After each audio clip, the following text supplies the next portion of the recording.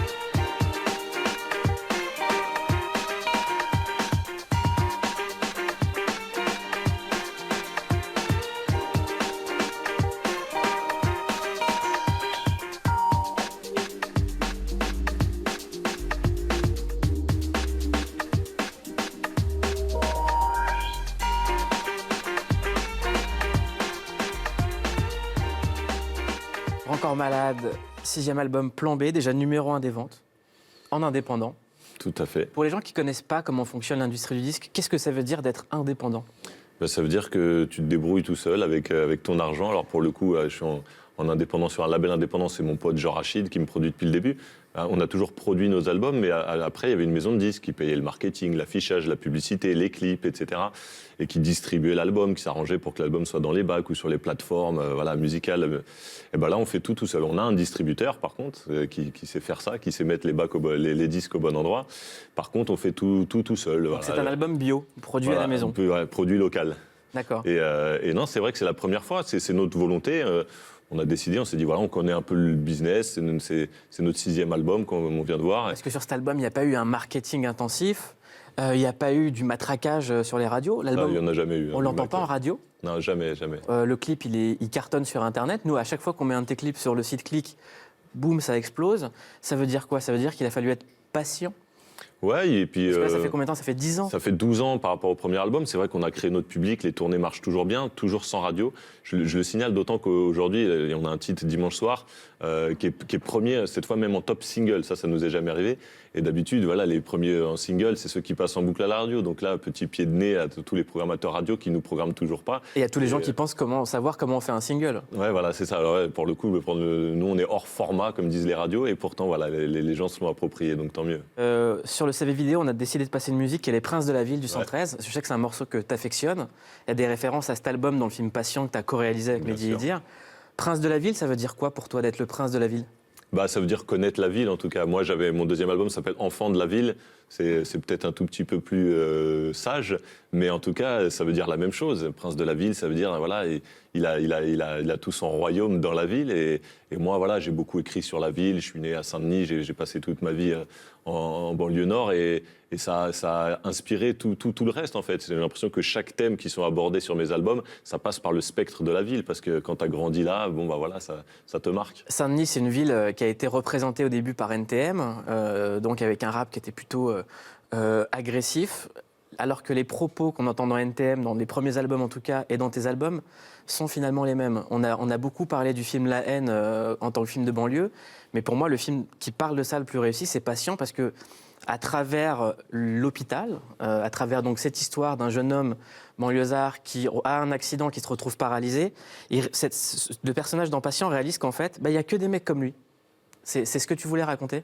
Ouais, il y a de ça aussi, bien sûr. C'est un film de banlieusard, Patient. Ça pourrait être une bande de potes en bas du bâtiment, sauf qu'ils sont en centre de rééducation. Donc c'est vrai que le contexte est chelou. Et ils sont là, ils apprennent à se reconstruire, mais en même temps, ils ont leur code, ils ont les vannes. Et voilà, c'est un film de banlieusard. Parce que je veux pas raconter la fin du film, surtout comme il est nommé au César, vous pouvez le voir sur MyCanal quand vous voulez. Mais il y a une réflexion dans les personnages qui dit mais tu vois pas qu'on est tous entre nous, qu'on est tous pareils, qu'on n'est pas dans les mêmes hôpitaux que les autres. Ouais, ils sont où les blindés? Ils n'ont pas d'accident, les blindés? Eh ben, c'est une phrase qu'on s'est dit, moi il y a 20 ans quand j'étais en centre, on se disait mais il y a même une injustice au niveau des accidentés de la vie, comment c'est possible? Alors c'est pas scientifique comme réflexion, hein. J'ai pas fait d'études, est-ce que les gens des quartiers populaires ont plus d'accidents et sont plus dans les centres de rééducation? J'ai pas fait d'études, mais en tout cas cette année-là c'était comme ça, quoi. Donc on se posait la question. La personne avec qui tu as co-réalisé le film n'a pas fait d'études de cinéma non plus, il s'appelle Mehdi Il n'a Idir. pas fait d'études du tout. D'ailleurs. C'est pas vrai, Mehdi, si tu nous regardes, c'est pas vrai. Il a le permis de conduire en tout cas. On regarde comment il s'est procuré sa première caméra. C'est la séquence #balance ton père. J'ai un père qui est cambrioleur. C'est un voyou, mon père, depuis très longtemps. Et un jour, il a ramené une caméra à la maison. Vous voulez une PC2, les petites Sony PC2. Et à l'époque, je me rappelle, j'avais vu le film American Beauty. Et tu vois, il a cette caméra dans le truc. Et j'avais pété un câble sur cette caméra. J'ai vu que ça, je crois, dans le film. J'ai dit, putain, si j'avais ce truc-là, je filmerais tout le temps. Et du coup, il me l'a ramené un jour. Il m'a dit, ouais, tu connais pas quelqu'un dans la cité qui veut l'acheter? Et j'ai dit, mais moi, je l'avais. Il m'a dit, bah, vas-y, prends-la. Donc on remercie la personne qui s'est fait cambrioler une caméra par le père de Mehdi Idir. Qui a co-réalisé Passion avec toi. Il a mis du temps à raconter cette anecdote. Moi, je la connais depuis longtemps. Et puis petit à petit, et puis maintenant, il l'assume. Et là, il a compris qu'il pouvait avoir énormément la cote avec les meufs, avec cette histoire-là. Du coup, maintenant, il l'assume bien. Il n'en a pas besoin. Il n'en a pas besoin, bien sûr. Mehdi, non, mais voilà, blague à part, voilà. C'est mon pote depuis toujours, il a réalisé tous mes clips, il a un talent que toi tu connais très bien. Parce que je tiens à le dire, il a été réalisateur de clips. Exactement. Et voilà, il a une idée par minute. Moi, à chaque fois que je lui donnais un de mes titres, moi j'ai du mal à prendre du recul sur mes titres pour les mettre en image. À chaque fois, il avait un concept et tout. Donc au moment où moi j'ai écrit ce scénario de Passion et où j'ai voulu aller au bout parce que je connais bien l'histoire et que j'avais une vision du truc, que je voulais le réaliser, je pouvais pas le faire sans lui. Et bah voilà, c'est mon meilleur pote et en plus on va être au César en smoking ensemble. Donc... Alors, à l'heure où on enregistre l'émission, oui, c'est vrai. La cérémonie des Césars a eu lieu. 4 nominations. Est-ce que tu connais les nominations qu'on a? Oui, ouais. Meilleur film, meilleur premier film, meilleure adaptation pour le scénario et meilleur espoir masculin pour Pablo Poli qui joue le rôle principal. Donc, on va dire que les Césars se sont passés. Discours de Si tu l'as. Alors, attends, discours de Si je l'ai. Bah, c'était incroyable, mais une émotion, mais je pensais pas que j'allais autant ému, tu vois. Tu te fais un film du truc et au moment où il a dit patience, c'est un truc de dingue. Puis voilà, on l'a partagé avec... Bah, t'as vu, d'ailleurs, Mehdi, il avait les larmes aux yeux, ouais. C'était émouvant. C'était super beau. Bah, voilà, je le partage avec... On n'a jamais vu un mec si petit, si grand. Ouais, c'est vrai que bon, du coup, bon, c'était une galère pour le cadreur, mais bon, voilà, on fait celui qui l'a pas tu vu. l'as pas? Ouais.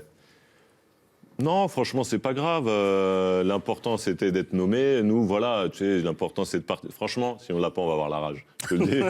Là, on est nommé 4 fois. Si on reste assis, et en plus, il y a des chances qu'on reste assis 4 fois. On n'est pas favori. Mais si on reste assis 4 fois, ça va faire mal. Être nominé, c'est déjà une victoire. Mais bien sûr, avec un peu de recul, bien sûr que nommé, ça sera une victoire. Quand on voit que la caméra du choral vient d'un cambriolage, que tu étais censé faire une carrière dans le sport, qu'après tu as fait de la musique et un film, et là maintenant vous êtes aux arts. Les nominations, c'est quand même déjà pas mal. Non, bien sûr qu'avec le recul, cette aventure, elle est incroyable. On a eu succès critique, comme on dit. On a eu énormément d'entrées. Au final, on est nommé 4 fois au César. Bien sûr que quoi qu'il arrive, c'est génial. Après, évidemment, le jour J, bah, t'espères te lever une fois, quoi. Tu as écrit pour Johnny Hallyday, Charles Aznavour. Je vais pas te poser de questions sur l'héritage de Johnny Hallyday. Je vais rien toucher a priori, je suis pas dans les candidats.